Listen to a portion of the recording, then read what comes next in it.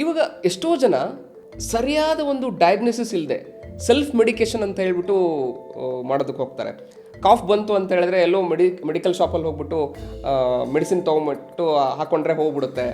ಅದು ಎಷ್ಟು ಡೇಂಜರ್ ಆಗಿರ್ಬೋದು. ಯಾಕಂತ ಹೇಳಿದ್ರೆ ಸಿವಿಯರಿಟಿ ಬಂದಾಗ ಡಾಕ್ಟರ್ ಹತ್ರ ಬರ್ತಾರೆ, ಅಷ್ಟೊತ್ತಿಗೆ ಟೈಮ್ ಮೀರಿ ಹೋಗ್ಬಿಟ್ಟಿರುತ್ತೆ. ಸೊ ಇದ್ರ ಬಗ್ಗೆ ನೀವೇನು ಹೇಳ್ತೀರಾ? ನೋಡಿ, ನಮ್ಮ ಇಂಡಿಯಾದಲ್ಲಿ ಏನಾಗ್ಬಿಟ್ಟಿದೆ ಅಂದರೆ ಆ್ಯಂಟಿಬಯೋಟಿಕ್ಗಳನ್ನ ಚಾಕ್ಲೇಟ್ ಥರ ತಿಂತಾರೆ.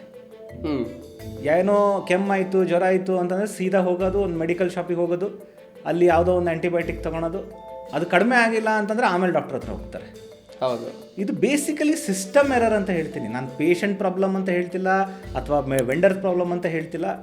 ನಮ್ಮ ಸಿಸ್ಟಮ್ ಆಗಿದೆ. ಇದೇ ನೀವು ಬೇರೆ ಕಂಟ್ರೀಸಿಗೆ ಹೋಗಿ ನಾನೇ ಹೋಗಿ ನನಗೆ ಹುಷಾರಿಲ್ಲ ಮೆಡಿಸಿನ್ ಕೊಡಿ ಅಂದರೆ ಯಾರೂ ಕೊಡೋದಿಲ್ಲ. ಅಲ್ಲಿ ಪ್ರಿಸ್ಕ್ರಿಪ್ಷನ್ ಬೇಕು ಅಂತ ಹೇಳ್ತಾರೆ.